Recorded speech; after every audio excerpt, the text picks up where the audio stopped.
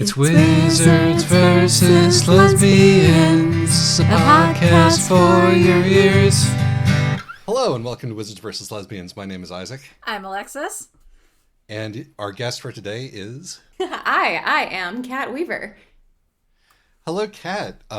We have, of course, enjoyed your work and also your work with Strange Horizons, which has served us up a number of excellent short stories. But we're not here to talk about any of that today. No. We are here to talk about a person that you, Kat, have described as your own personal wizard that you are battling in your capacity as a lesbian. That's what I did. I said via text, I was like, well, this isn't really wizards versus lesbians unless you consider it in a meta context in which Vian is the wizard and I am the lesbian who's battling him. Yeah. Well, and honestly, this is a great book to use for in a metatextual and metacontextual way. So this is an appropriate choice for that. We do say that the author is dead a lot, but first of all, he appears in this book, although, unnamed, but he is present in this book. And he is also sort of every book of his sort of post-elite is a puzzle box, and he is the thing in the box.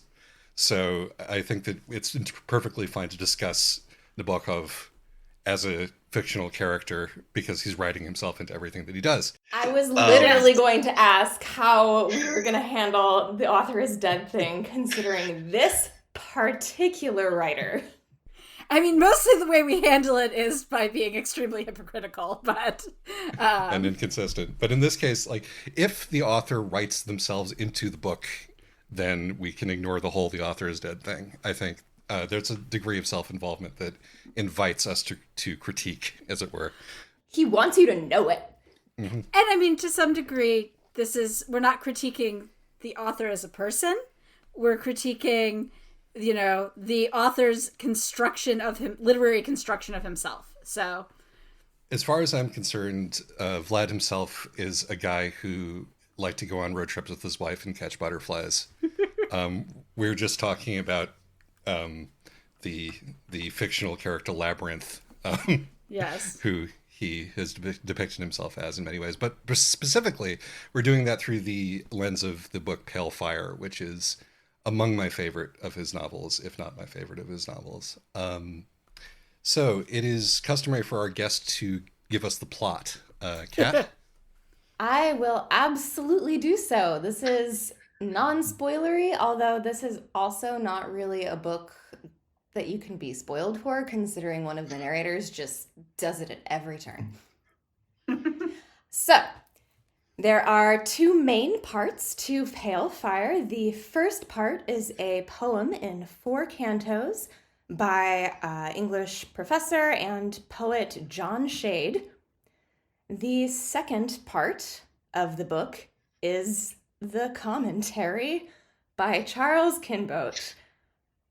The commentary is only vaguely related to the poem at all times and is in fact a Ruritanian romance about a king escaping his country's fictional Soviet takeover. Yes, that I would say that sums it up. The way that the sort of the wavering of agony in your voice is, I think, telling, because I think particularly the first time that you encounter this, one's reaction is, "Oh no, stop, no." And Alexis, when I asked them how they were getting on with the book, referred to it as a busman's holiday because Alexis is a professional editor. Yes, I'm very specifically a professional editor of academic monographs, including annotated poetry collections. But I gotta say, this stops. This definitely stops being quite so much of a busman's holiday as it goes on.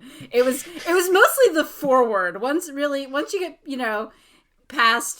once you get through the foreword in the first handful of notes, it starts being something of a different book.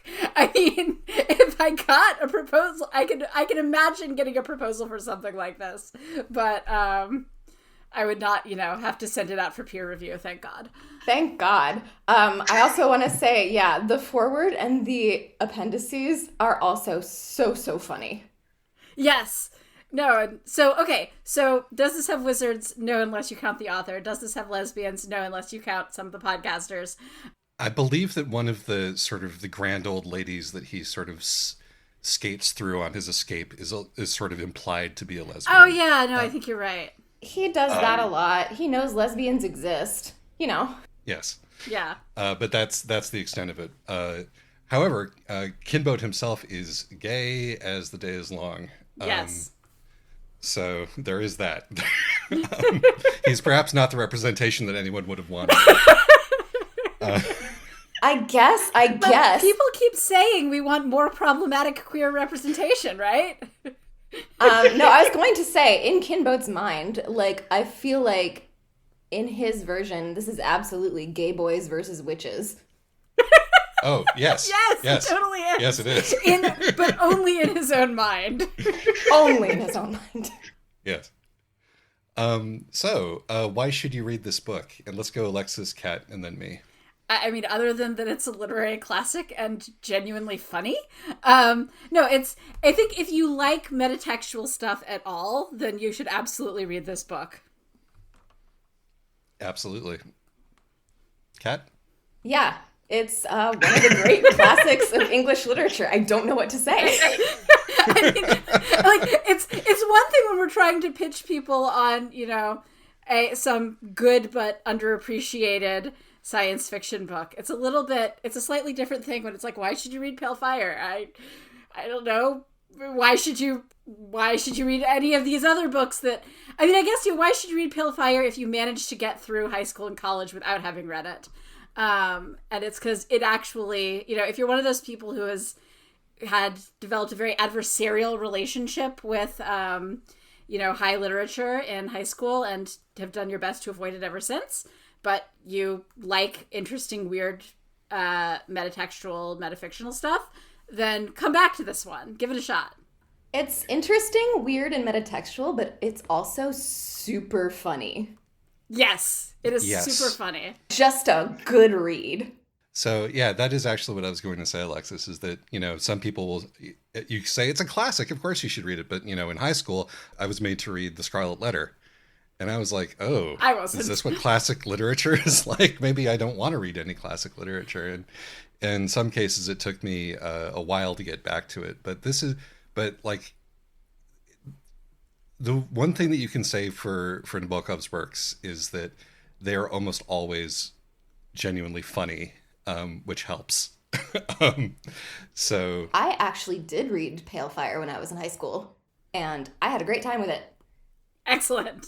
Not everybody developed a, adversarial relationship with literature in high school. It really seems to depend on who you had as a teacher. It's true. I was an adversary with my teacher, and on the AP Lit test in high school, I didn't, in fact, use any of the books that we'd read actually for class. I wrote about Lolita. So, yeah, this is a feud of long standing that you and Vlad have had. That's right. So why shouldn't you read it? Well, okay. So for one thing, if you will get it is a lot funnier, I think, if you have read a lot of literary stuff and or academia. But at the same time, if content warning academia applies here, very much so, and it is doing something slightly different from what it starts out doing. And so, I picked it up initially. It took me 2 tries to get into it because the first time I was like, oh no, this is another literary novel poking fun at literary novels and poking fun at, small liberal arts colleges, English departments. I cannot stand another one of these. And then, and then you keep reading and you're like, oh no, this is way weirder than that. Yes. But, you do have to make yourself get through the initial flinch, I think. I think, like, if broadly you feel like you have read enough, like, great old white guy authors in your life, like, that is totally legit. I feel like everybody kind of gets a pet one of them, and Nabokov just happens to be mine. So I will tell you to read Nabokov, but like you don't have to. Yes. Someday we'll get Kiana on here to talk about Herman Melville. Excellent. Yeah, but yeah, I would say that the reasons not to read it are mostly content warnings, which we'll get to in a second. But also, you do have to spend a lot of time with one of the most odious characters ever written in Charles Kinbote, and that's a tough one sometimes when you're like midway through one of his Zemplin reveries and you're like, will this ever stop, and can we get back to what we were doing? I will also say it does take a fair amount of focus, and because you can read it in a variety of different ways. I feel like for me, I think is probably a fairly common way, which is to have sort of a bookmark at the poem and a bookmark at where I am in the notes, and switch between them, and that does take that does take some effort if you want to keep tracking. I guess you could just read the poem and then read the notes as a separate thing. Oh, see, part of this is just, again, this is because how I do my work is when I'm, checking the annotations, I need to be able to make, go side by side. So my thought is like, I want to vibe with a poem such as it is, and then I want to see like how Kinbote develops his own narrative in response to it, and like the stuff being out of order isn't jarring for me. It's kind of fun to just like relax, go in the flow, and just be like, oh yeah, he'll explain this one later. Oh no, I wasn't saying that it's the out of order. It's the part of it's just I got bored just reading the poem, and so I started doing I would read a page of the poem and then I would read that much of the notes. And this is one of these things where on the one I almost wish that I had an ebook version, not a reflowable one, but like a PDF that I could do a split screen on. Right. I was going to say that this does require, I think, you to have a physical book or maybe 2 ebooks. Or as Kinbote himself suggests, you can just cut up one of the books and lay it all out next to each other. Or you can just completely ignore that the notes are referring back to the poem and instead read it as this poem, such as you read the foreword, you read the poem, and then you read the notes, and maybe you flip back to see what he's talking about in the poem, or maybe you don't. So I don't think I had it in me to stick with the poem. And also because if you do that and you're not still flipping back to check where it refers to in the poem, then you do miss a lot of the humor of what he's using. Like he picks one word to launch 5 pages about his own past, and then you go back and find the word in its context, and it's so completely inappropriate that you get a lot of mileage out of that. Mm-hmm. I think it apparently I liked the poem more than either of you, so I think we should talk about that after the spoiler zone, because that's funny. But let's round it off with some content warnings, and then we can move on. So Kinbote is a stalker, and he's definitely a rapist. I mean, maybe not in the like physically overpowering people sense, but in the using his position to pressure people into sex sense. Yes. And this entire story, with the exception of the poem, which is a minority of the book, is told very much in his voice. So you're spending a lot of time with this guy who is a stalker and a rapist, and seems to think that he's acting totally normally. Yes, and just sort of gleefully describes all of his own violations, which run the gamut from one of those categories to the other. And I think that's pretty much the extent of it. There was, of course, a murder. Yeah. But I would also say death by suicide. He does have a whole section about how cool suicide is. He does have that in response to the poem. he's such a horrible human being. I know, right? And there's also a suicide depicted in the poem. Yes. Yeah. And, loss of a child. And there's also, again, very strong character voice, first person, and a whole lot of racism and misogyny there. So, again, you're just spending a lot of time with a deeply unpleasant man. All right. Well, I mean, I think this is a good time to head off to the spoiler zone. Yes. The spoiler. This is the spoiler zone. It don't sound so close to me. Anyway, the audio should be okay from here on. Spoiler zone. All right. Spoiler zone. Woo. The thing about the poem, right? The first time that I read this book, I was like blown away by like by Nabokov's sheer narrative facility, like being able to do the poem and then being able to do this completely other voice. And one of the reasons for that is that I am easily impressed by good meter and rhyme. I'm almost too easily impressed by that. But having reading this again like 20 years later, I'm like, okay, I'm less impressed now. Partially because he's doing a Robert Frost impression, which I wasn't fully cognizant of at the time. Partially because you can see the Nabokov peeking through the Robert Frost impression in places. You can. It's so funny. Which is extremely funny. And just partially in general because I'm less starry-eyed about poetry with a capital P, but I still really enjoy good iambic pentameter, and this is beautiful in just a prosodic sense, which is a thing that happens with all of his writing. I mean, yeah, there's some banger lines in it that will stay in my head forever. But also, like, he is very consciously writing the poem as the sort of person who would write this kind of poem. Cat says poem with 2 syllables. Alexa says poem with a syllable and a half. I always say poem with 1 syllable. And in this poem, it has 2. Right. Mm-hmm. And it's fine. He is as New England as a sugar maple. Yep. He has basically been hewn out of wood, as John Shade.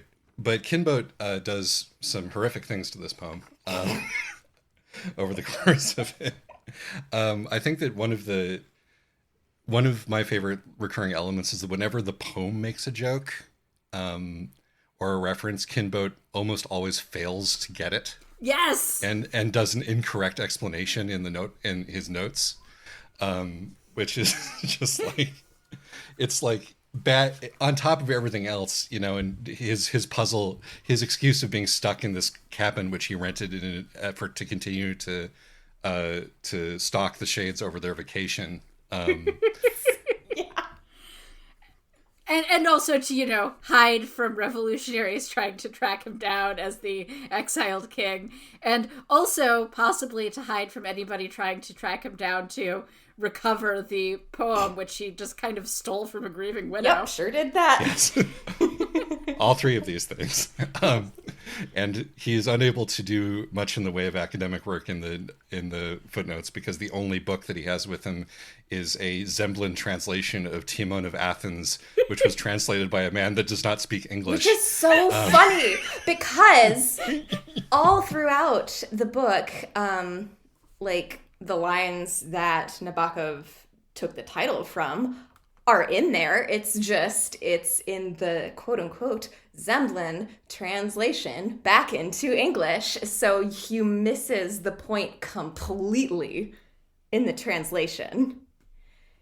And God, so the quote, the title is from, and this is, fairly important as far as theme goes, like Timon of Athens comes up a lot in this book, it's from Shakespeare, Timon of Athens. It's the moon's an errant thief. She steals her pale fire from the sun. Like, I might not have that exact, but like that's it. That's the book. Close enough.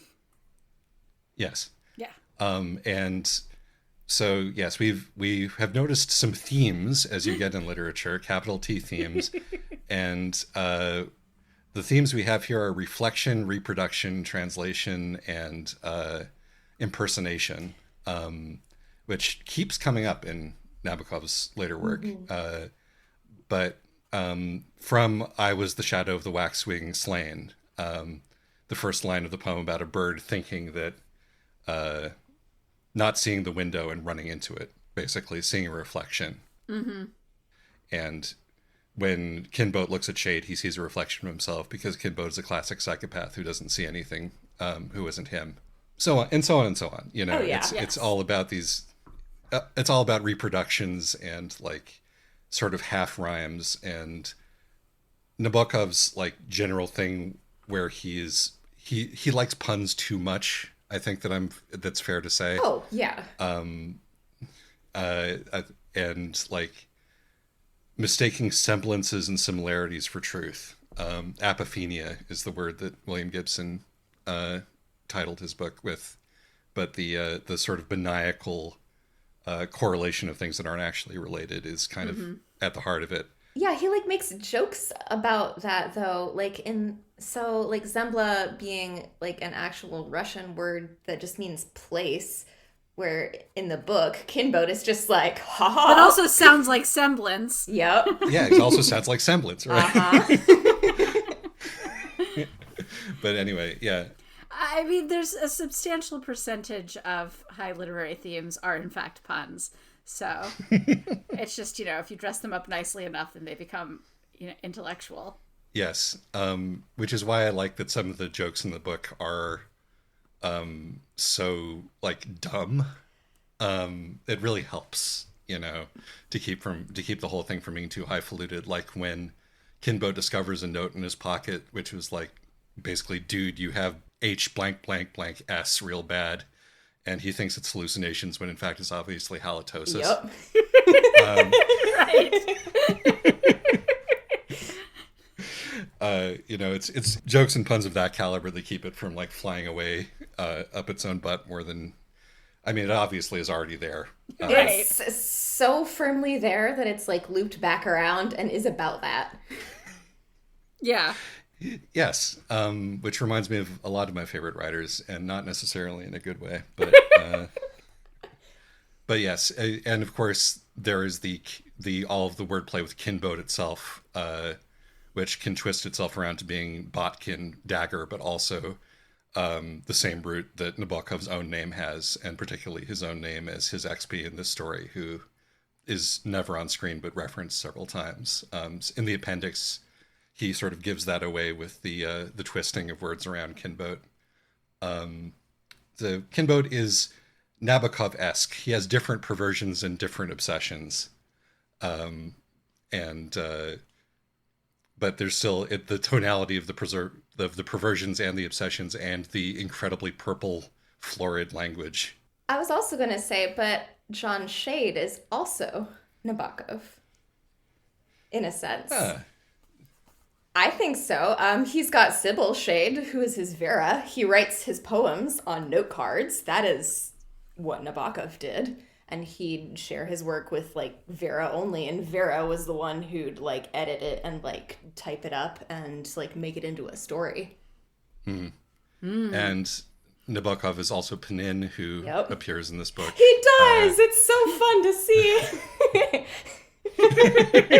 You're like, aw, hi. Hi, Timothy.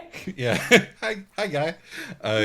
Who is the, like, classic sort of butt of the joke expat, stranger in a strange land kind of pathetic figure.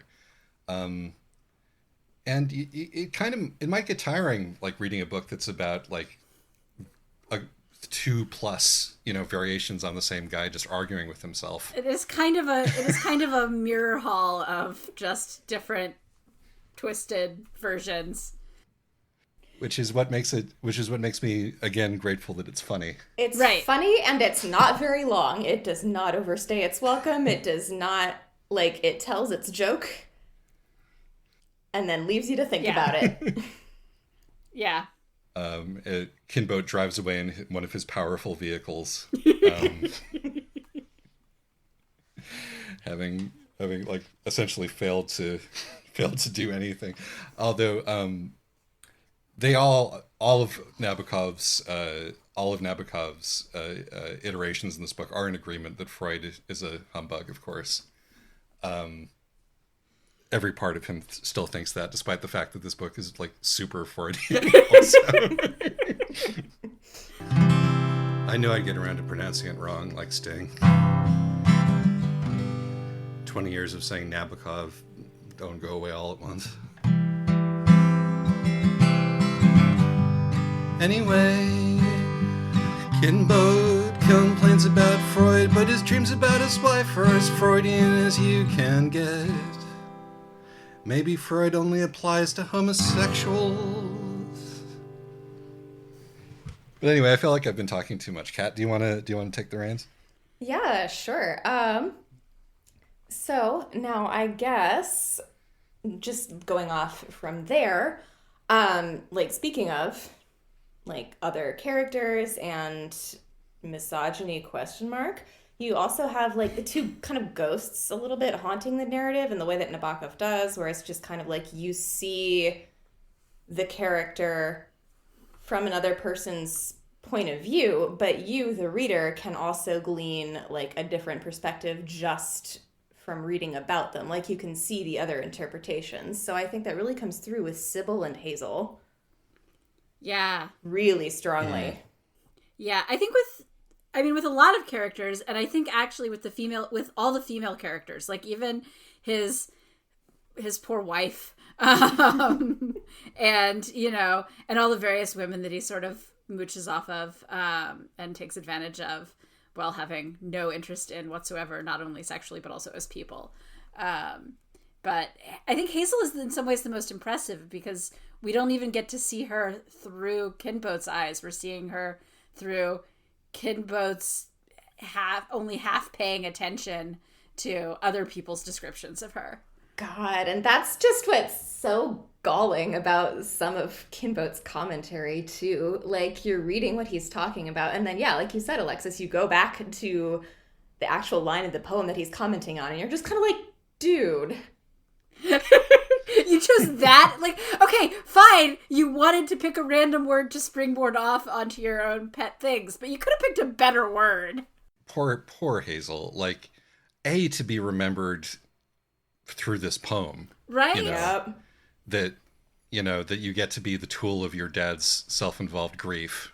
And also described in such like a horrifically minimizing way when actually the glimpses that we get to her, again, like through Shade's Kinboat interview with this personal secretary who obviously has an axe to grind. Right. So it's like, a version of a version of a version of events, but there's still something really interesting that peeks through. And it's like... And in the poem itself. Yeah, in bits and pieces. And like... And Shade's like, oh, she killed herself because she was ugly and men didn't like her.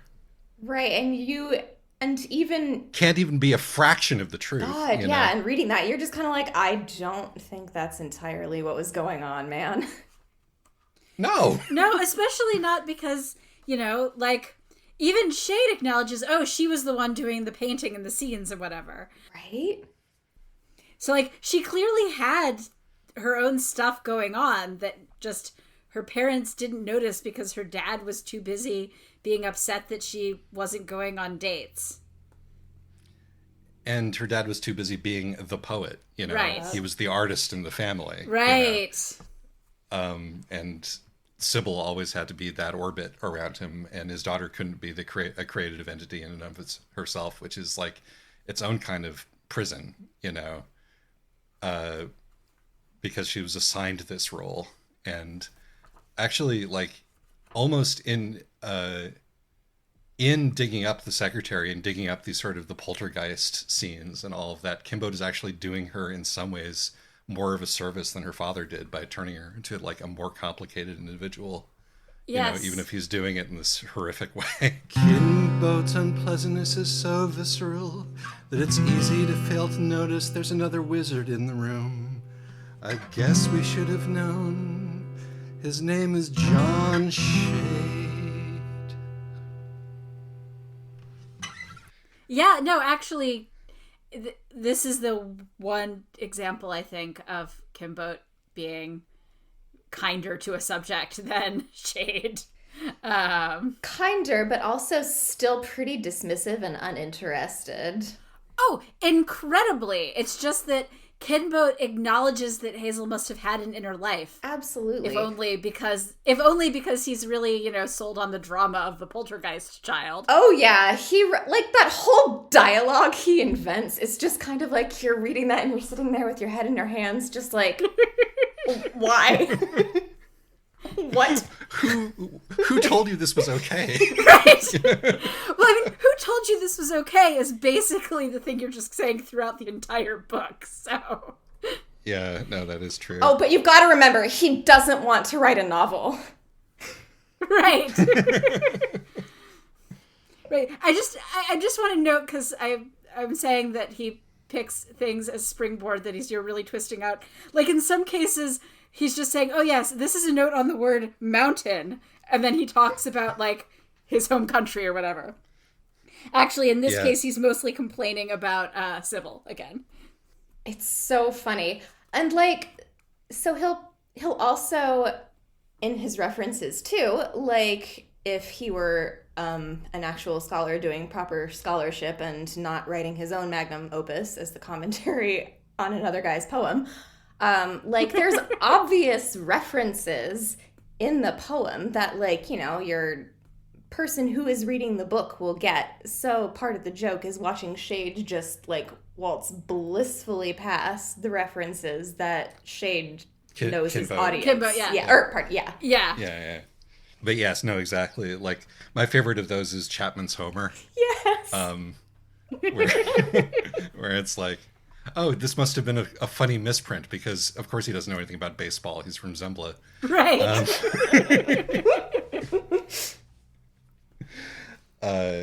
And there's so many more of things like them. Although I did appreciate him. The one reference in the poem that I didn't get that Kinboat did explain, which almost felt like Nabokov deviating from this pattern in order to be like, hey, did you catch this clever thing that I did? Was the potato that kicks off Canto 3. Because I wouldn't have known what the hell he was talking about if that hadn't been picked up in the notes. So thanks, Charlie, for picking that one up. So at the start of Canto 3, Shade refers to Rabelais' great, maybe the grand potato, which is a pun on the French peut-être, or maybe. Referring to the afterlife. It might happen, it might not.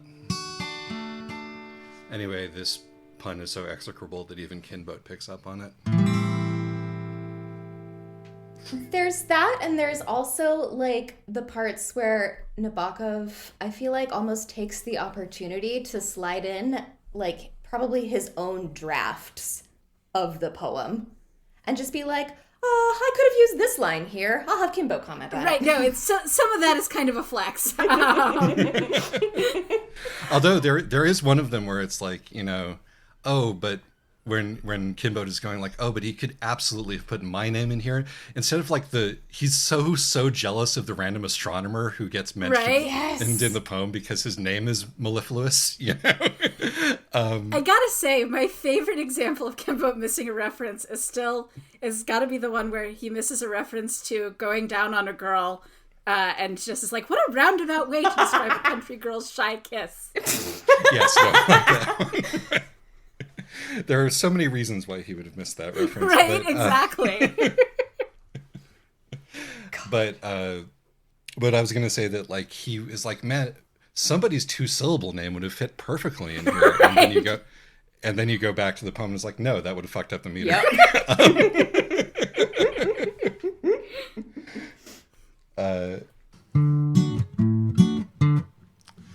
We didn't get into this, but the gesture of bringing the hated wife of the man you're stalking an annotated copy of A la recherche du temps perdu with the appropriate passage highlighted about making excuses for not inviting someone to a party the day after you weren't invited to the party yourself, while making passing subliminal references to her dead daughter to suggest that her confidences with her husband have been violated is the bitchiest thing that anyone has ever been incredibly proud of doing or imagining having done. So I do want to talk a little bit about the plot puzzle box itself. Oh, yes, please. Yeah. Because when you get to the end of it and you realize, so a gunman arrives and kills John Shade. Kinbote thinks that it's an assassin sent from his home country. The police think that it's a madman escaped from an asylum. The thing is that the final moments of Shade's life, as Kinbote describes them, appear in the poem, which should not be possible, because the poem ends on the moment that his life ends, when he's describing walking down the path and seeing the gardener and all of this. Yeah. And there are other strange discrepancies, like the spider redips bit where Kinbote recounts assaulting Sybil with that before he should be able to know about that, or without being able to know about that, which should have been his daughter's, should have been Sybil's daughter's, Hazel's premise entirely. So the question then becomes, has Kinbote actually written some of this poem? And is just pretending that he is working with an authentic text? Or is something else going on? I mean, my read, at least initially, was that Kinbote is totally writing some of this poem, and possibly, and that, some of the draft, alternate drafts are either things he wrote or are the originals that he has replaced. And that, the end, because partly because this is very much about sort of the unreliability of our academic narrator. But also, he can't have written the entire poem or it would be all about him. Right, exactly. Yep. So we know that but, we know that the poem is, almost done. Yeah, at the point where it is delivered, it is nearly complete. We do get her horrible jar. I mean, when I was reading the poem, the jarring note of line 999 not having a rhyme, not having an end. Which because it's, he tells you in the foreword that the poem is short one line, and that he's sure that line is the opening line of the poem. That a poem cut off feels like an act of violence to me, is a measure of my own ponciness. Indeed, which works, but it's also there are a number of disputations between Kinbote and the other academics about whether this was actually meant to be a poem of this length, whether Kinbote has actually organized it in such a way that it is finished when it wasn't actually nearly finished, because he can't publish it if it wasn't actually finished, And then, too, there's also the question of, Kinbote was allegedly the only person there when John Shade was killed. We only have his word to go on as to what happened. Right. I mean, for all we know, he killed him. I mean, right. You can see that story in your head. Yeah. Well, the gardener is around. The gardener's around, but the gardener shows up after Shade has already been shot. Yep. Yeah, I think we're definitely meant to consider the possibility that Kinbote killed Shade upon finding out that the poem wasn't about Zembla. Right. In a fit of fury. But I don't, I think that these are questions that are not meant to have definitive answers. Right. No, because part of the fun of it is, you can't know what's happened, and you can't know what's real. I think my own, pet little crackpot theory that I have is that Kinbote is, making up Zembla as a creative project. That he's mad that John Shade, like, won't enter into his play pretend D&D game with him. Like, he draws a map. That's true, he does. And he really wants that map back, and he's upset that they haven't given him his map back, which he drew on heavy-duty cardboard, and he had to get special gold paint for it. That's right.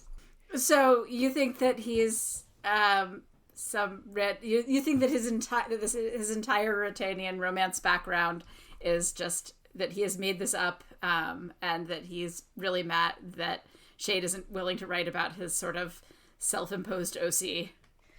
I think that's a reading that you could have. Like, I don't know if it's the strongest one, but I think it's the funniest. I think it's the most, that honestly feels like the most real to me, like, just as a person who's been on the internet for forever. Like, this is a dynamic. Yeah, no, I love this as an interpretation. And because it does make sense that the story really does change voice whenever he gets into his Zemblan past, whether he's, talking about his excesses as the king, or, the king's excesses, or he's, talking about the daring escape or whatever. The voice changes. It stops sounding like, he stops being self-consciously academic sounding. So that I think works well with your theory. Right, and it's such a classic-y classic, like, adventure story. Like, even with the Soviet goons who are trying to find the palace jewels, like, you have the tall one and the short one. Like, I mean, they're just out of a movie. Right. I agree completely. And, this... among other works that we're going to be talking about soon, this is about fandom. Yeah, it's about fandom before the word existed, but like both in terms of Kinbote's relationship with Shade and of Kinbote's like pocket world, which may or may not be a real place, and the but this is sort of about like obsession and sort of fan fiction even, right? Because this is. The poem itself might be a piece of fan work, at least in part. The attempts to how far away can you get from the original point of the thing, even when the original point of the thing is so blindingly obvious, and it still be like part of the major sort of Talmudic canon of the original piece, Mm-hmm. And it's again this thing that Nabokov comes back to frequently in his own works, which is just like rewriting his own life, basically, as various fictions. Like, everybody does it. And he wrote an autobiography, which is significantly more boring than any of the books. To be clear, I think this was on purpose. He knew he'd have readership digging for the source of all of his invented atrocities. So instead, he gave them an exhaustive listing of which of his distant second cousins knew Pushkin. No, but I think Kat's right. Like, everybody does it. This isn't about necessarily writing an autobiography. This is about the way that we construct ourselves. And, the ways that you talk about your childhood and your adolescence and, your 20s or whatever are, to some degree, this sort of self-conscious editing and rearranging to make things, to make a story that makes sense for the person you're trying to sell yourself as now. And I think the part I really like about Nabokov and other authors who do this is he has characters who do that for themselves. So it's like a recursion almost. Like, Nabokov is doing it about himself as a character who's doing it about themselves. And they know this book is extremely recursive. I mean, but Nabokov is also in like this really interesting position as a human being, which is referenced in this work as Shade talks about Hurricane Lolita, another thing that Kinbote fails to get because Kinbote has never heard of Lolita. Of course. A name given to little parrots. Yes, a name given to parrots.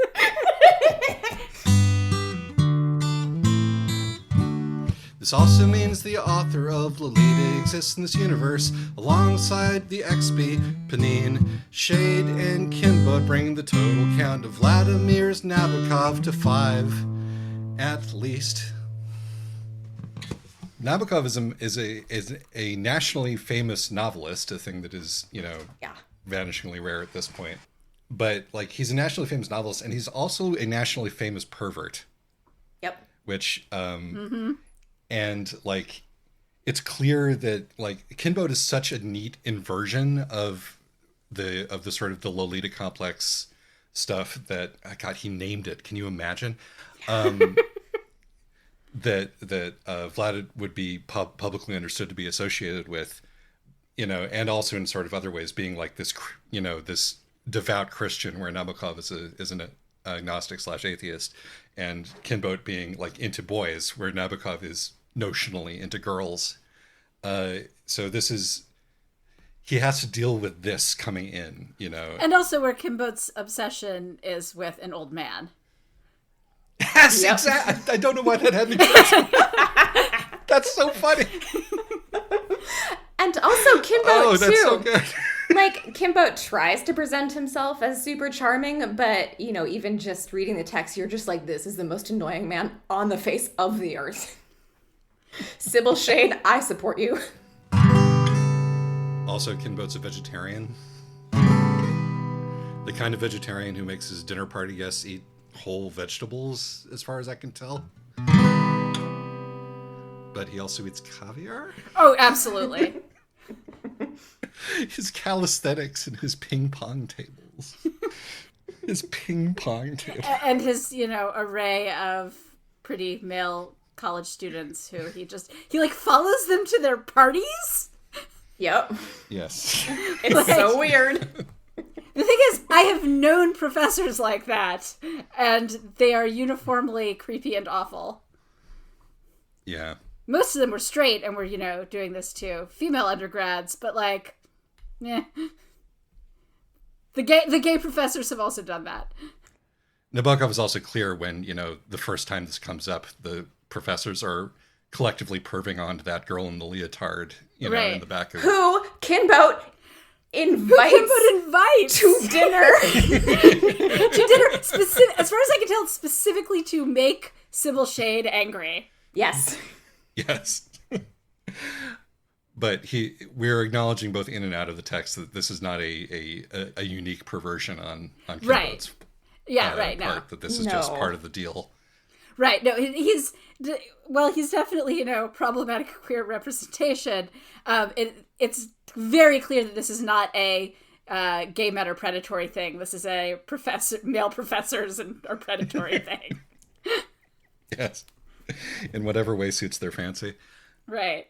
Segue to little moments we liked. I think this is an excellent place to throw it up into little moments, because it's such a confection box of little moments. So, and if there's anything that we haven't talked about yet, like language. I mean, obviously, there's a lot of really good language. Famously invented the word iridule, which appears in the poem. He invented so many words in this book. You're telling me that pudibundity isn't a real word? I mean, I can immediately understand what he means. The one that I looked up, because I was just kind of like, okay, this could be a real word. This could be a Nabokovism. It was a Nabokovism, but it was Ingledom. Like for the sphere of the English, or no, Ingldom, which I mean, I guess it could have roots in there, but it was like Zemblin Ingledom, like it was like a hearth and home kind of word that he just made up.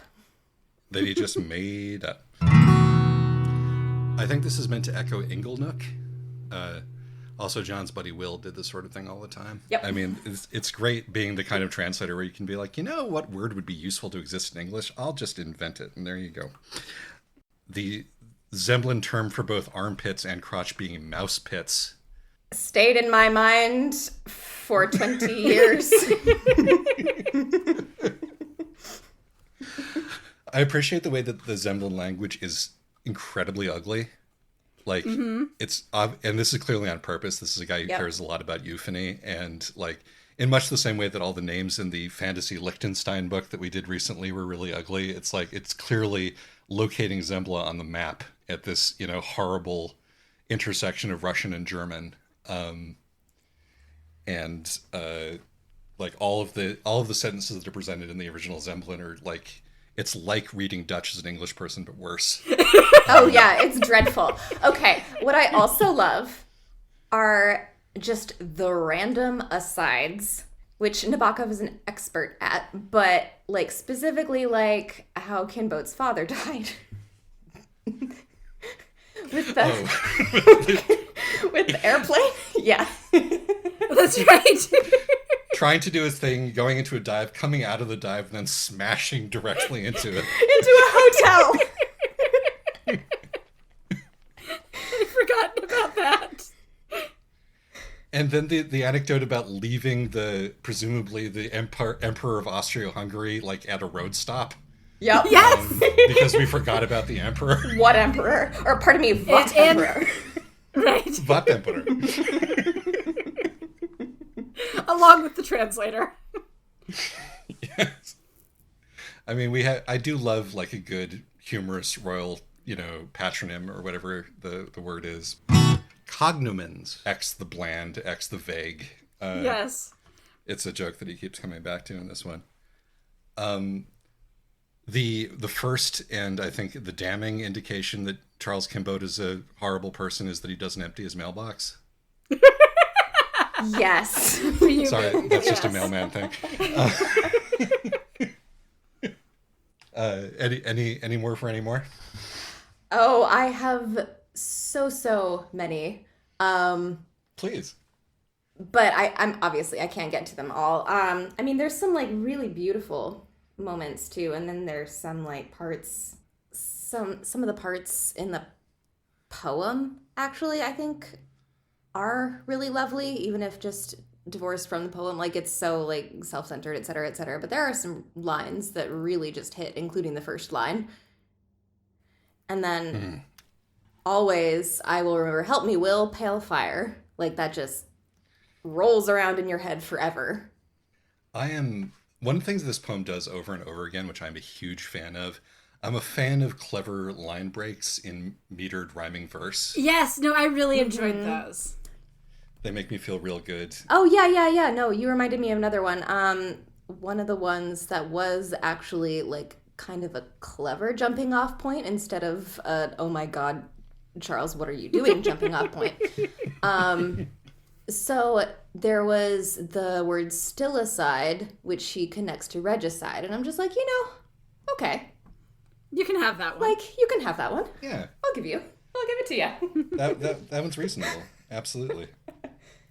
Man's life is commentary to abstruse, unfinished poem. Note for further use. right. There we go. The seed from which the entire thing grew. And then also, I think there's a real interesting note of real pathos and like creative tragedy that you don't necessarily see in a lot of works. Where, yeah, Kinbote is an awful person, but the part where he's just kind of like, I spent all this time telling this guy my fantasies of my weird little country that I made up, but he used none of it, and I'm feeling really bad about it. Like, the thing that I feel so passionately about will never see the light of day. And it's, that there's something there. Yeah, or I mean, if you want to read his autobiography straight, then this is also a really sad expat who Right. is trying to sort of bring back, the lost homeland alive, if only in his own mind. And I think there's also something sad about, okay, you're a refugee, basically. I mean, he's an extremely privileged refugee, but you're a yes. refugee, and you're trying Something to hold Nabokov on. himself would know nothing about. Yeah. But And go you're on. trying to right, exactly. But and you're trying to hold on to your culture in whatever way is possible. And the people from the culture that you idolize are completely uninterested and dismissive about it. Yeah. I think that it is entirely possible to view not Kimbo's person, but his quest here as heroic. Or at least as sympathetic. Yeah. Yeah, well, but in terms of like nobody, I mean, if whether Zembla is real or not, like nobody from America knows where it is on a map. Yep. You know, it's used as a byword for obscurity in the poem.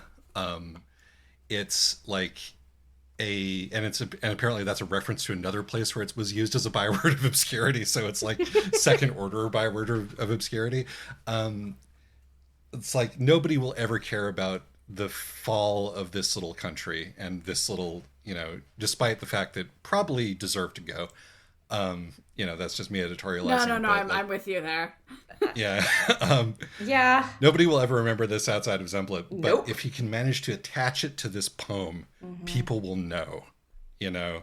And if he can't do that by making the poem about it, then he will goddamn make the poem about it after Shade is dead, which is what he does. And there's a sort of like, maybe that's worth killing for. Maybe there's an actual legacy here that would be worth remembering if he could just not make it all about himself, which is what he ends up doing. Right. And by murder and shade,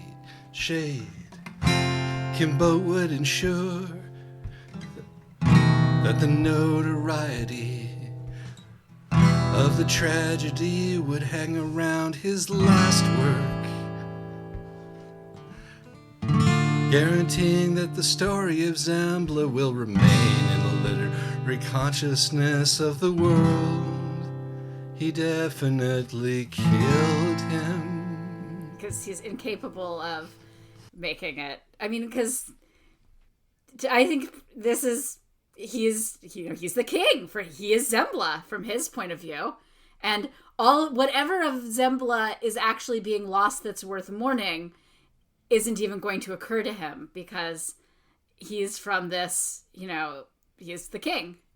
Yeah, no, there is at least the bones of something that would be admirable if it weren't doomed by the sheer bastardy of his monarch, of him being this monarch. And Yeah, no, it came back to me because he is the king and because he is invested in making this kind of a propaganda piece for Zembla too. Like, how much is really true?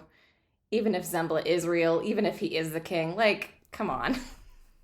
Right. No, I mean, like, if we read that part as true, that he is in fact the exiled king of Zembla, then still, like, this is clearly royalist propaganda meant to support his bid to return, or at least meant to support his bid to continue living and sponging off of other people. So, well, this is evidence to the effect that Zembla doesn't exist, because if Zembla did exist, he would absolutely be a CIA asset at this point. He would be like, unless the CIA looked at him and was like, "There's nothing we can do with this man." Are you kidding me? Do you know the kind of men that the CIA were using? No, I'm not saying based on moral character. I'm just saying that he seems too unstable to actually do anything with. Well, they were kind of homophobic. That could have been part of it. Nobody can be an intelligence asset if they're gay was sort of the. There was no way that he was not even, vaguely deniably or blackmailably. There is that. It wasn't as if he was hiding any of it. I mean, the real thing is, would exiled royalty have taken a small liberal arts college, professorship? And probably not. I feel like he could do better. Well, I don't know. It's access to a lot of teenage boys, Yeah, but the thing is, I feel like he would have taken a professorship in a big city so that he could be on, like, he'd take one in one of the universities in Boston or New York or DC so that he could also be on the party circuit. That's true. I mean, the tragedy of it is that he's nobility, but he's not good nobility. And That's also fair. he has to, quote unquote, keep a low profile, quote unquote. Right. Right. Quote unquote. But, like, does the exiled king of Estonia get on the party circuit? Like, it's not as fair. if he's from one of the cool countries. That's fair. And I know so little about how former royals live that I think they mostly live like European finance guys. They mostly like they have a crypto coin at this point. okay. Former royal kids. But anyway, that being said, I do love how Kinbote just as a tosses off calling Dostoevsky a humorist. Yes. I mean, it felt like that came straight from Nabokov himself. Right. That was Nabokov straight himself. I also just enjoyed, which again I think is the author being self-indulgent, the random getting sidetracked on a misprint, where it's just like, here's a cool correspondence in Russian that works in both Russian and English. Yeah, I'm gonna put this in somewhere in one of my books. The Corona and Verona, Korova, that Yes. that works in both languages. Which it makes no sense for Kimbo to be talking about this. No, but by it makes enough. Vlad would have looked at my buddy Vlad Yes. would have looked at this, would have looked at that and been like, I must share this with somebody, Right, but it's exactly. also incredibly boring and Yep. uninteresting. I'm going to put it in the mouth of my bad character so that he can make it. Right, no, exactly. Like this just has huge. This is very much. Oh, I found this cool fact. I have to share it, but it's too weird to make it any sort of plot point. So I honestly love those random little asides because it also makes it, feel half like Kinbote is almost maybe trying a little at first. I mean, he obviously gets completely sidetracked and stops caring about the poem almost immediately. But every so often you just get a flash of a commentary on a line and you're just like, oh, thanks, I guess. yeah, every so often you're like, okay, you did actually read and care about this poem, even if you're mostly using the commentary as your own platform.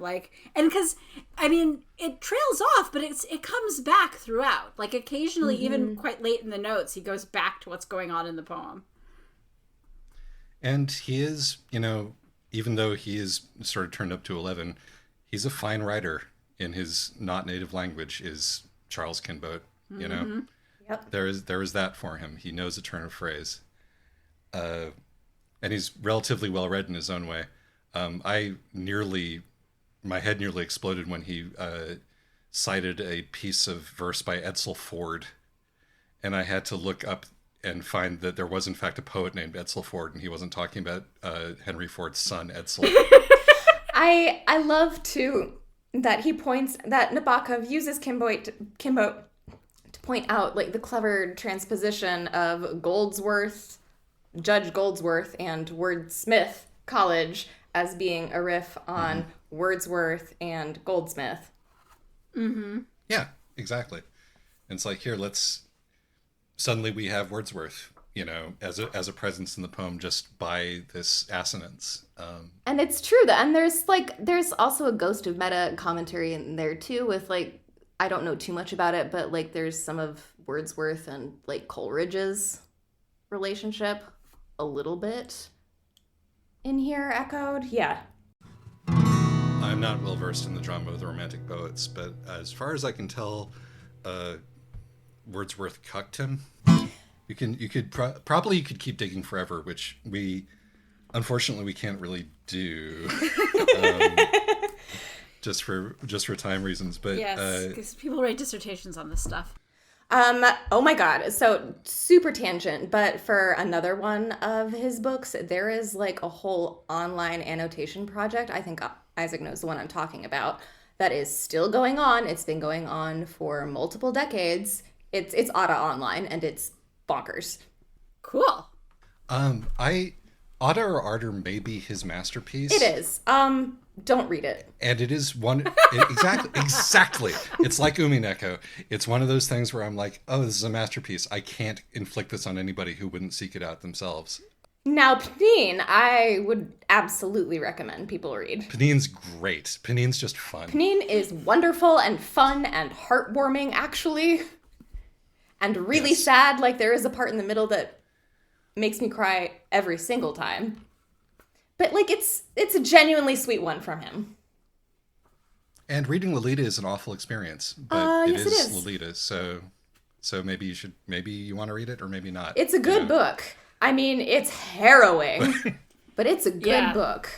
So yeah, and unfortunately, I don't really know much about his pre-Lolita output, but it seems like everything post Lolita is in the same sort of mirror box with where it's all about him, but managed to get like 4 really amazing books out of that, plus some others. Yeah. So Yeah, Invitation to a Beheading is his other more SFF one. It's pretty interesting.